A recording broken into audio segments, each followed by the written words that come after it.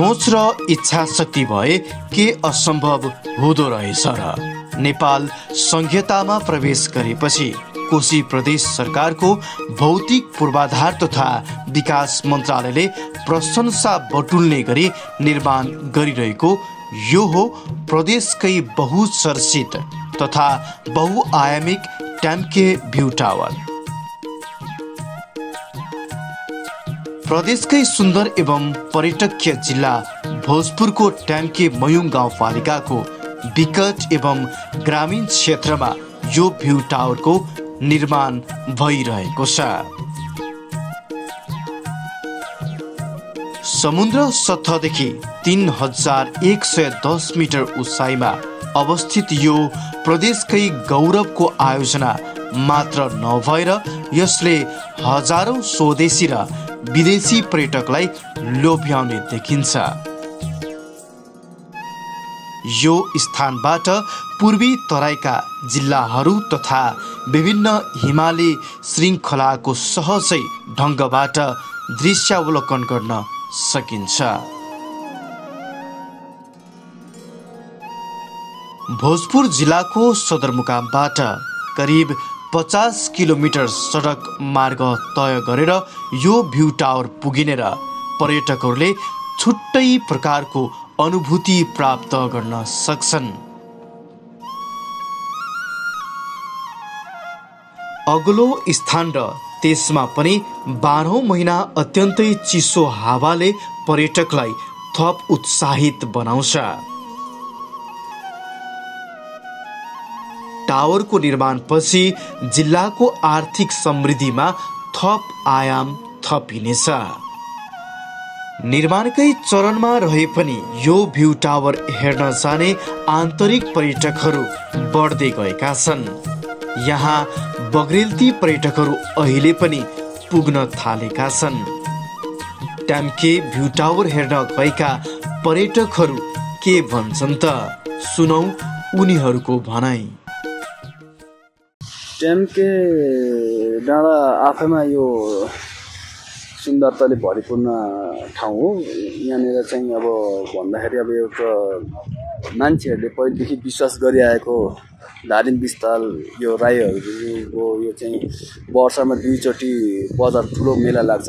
धरान धनकुटादेखि लिएर दुनियाँ डाँडाहरू यहाँबाट ट्याम्के मयुङ ट्याम्के दिगदेल खोटाङहरू भन्दा चाहिँ धेरै उच्च भागमा भएको हुनाले यहाँबाट चाहिँ धेरै यो हिमालहरूको दृश्यहरू पुरै देख्न पाइने भएको हुनाले र यहाँ चाहिँ दिनौँ दिन चाहिँ अब सयौँको सङ्ख्यामा भनौँ न अहिले नै अब यो मन्दिर निर्माण भइरहेछ। अहिले चाहिँ झन् सयौँको सङ्ख्यामा मान्छे बिहानैदेखि आउने जाने क्रम जारी छ। जोस् यहाँको बासिन्दाहरूले पनि जोस् यो मन्दिर बनिकनखेरि विभिन्न रोजगारदेखि लिएर यहाँको बासिन्दा होटल व्यवसायीहरूले एकदम धेरै फाइदा उठाइरहेका छन्। फाइदाहरू जोस् रोजगारी पाइरहेका छन् र पर्यटनहरूको पनि त्यत्तिकै विकास र वृद्धि भइरहेको छ। फर्स्टचोटि आएको म एकदम रमाइलो लाग्यो। जस आउनु मन लागिरहेको थियो पहिल्यैदेखिको, अनि यसपालि चाहिँ मौका जुरेर आएको। एकदम राम्रो रहेछ। अब डाँडामा होइन, अब हुनु त यो ठाउँमा अब डाँडै हो होइन, सबै अब यो डाँडादेखि पनि हेर्दाखेरि त राम्रो देखिन्छ। त्यही पनि यहाँदेखि पनि अझै माथिदेखिको अलिक टाढाको भ्यूहरू हेर्नको लागि जस विकास हुन्छ जस्तो लाग्छ।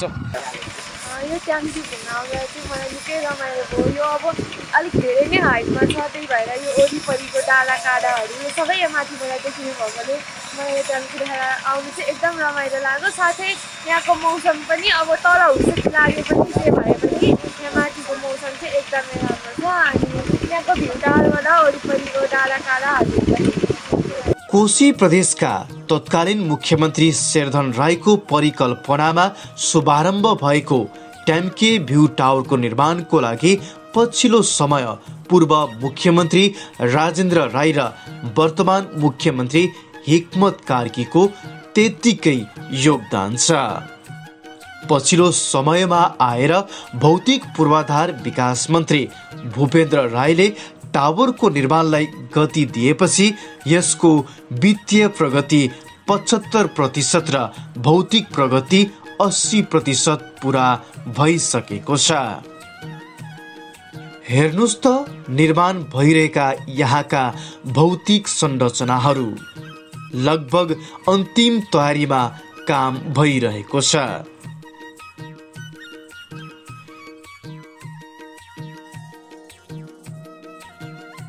यो अग्लो डाँडालाई कटान गरी 401 मिटर समतल पारेर खुल्ला चौरी जस्तै बनाइएको छ।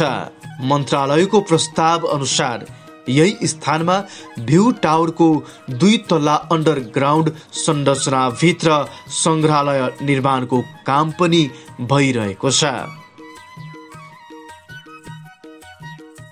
सुरक्षा गार्ड बस्ने घर, सार्वजनिक शौचालय, 3 किलोमिटर नालाको निर्माण भइरहेको छ। 2 तल्ला अन्डरग्राउन्ड रहेको टावरको माथिल्लो भाग 5 तल्लाको हुनेछ।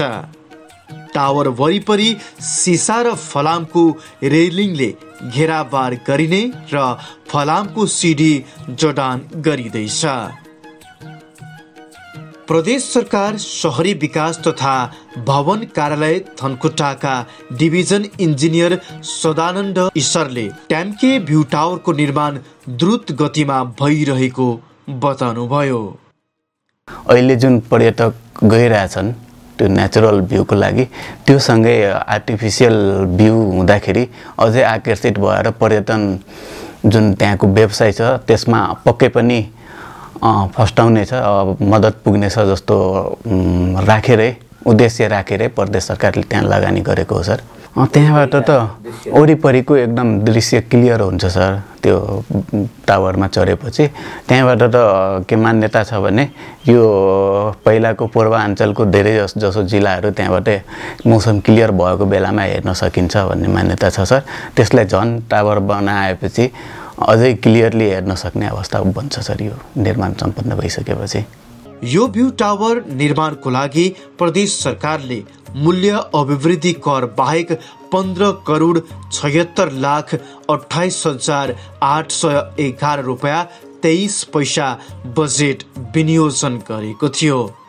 तर निर्माणको ठेक्का पाएको आर&सी कन्सल्टिङ जेभी भोजपुरले मूल्य अभिवृद्धि कर बाहेक 14 करोड 3,27,849 रुपैयाँमा ठेक्का लिएको हो। विक्रम सम्वत 2077 साल जेठ 27 गते सम्झौता भई विक्रम सम्वत 2082 साल जेठ 29 गतेसम्म निर्माण पूरा गरिसक्नुपर्ने समय अवधि रहेको यो भ्यू टावर निर्धारित समयमै पूरा हुने देखिन्छ। भौतिक पूर्वाधार तथा विकास मन्त्रालयका सचिव अशोक शाहले ट्याम्के भ्यू टावरको निर्माणले भोजपुर जिल्लाको समृद्धिमा थप आयाम थपिने बताउनुभयो।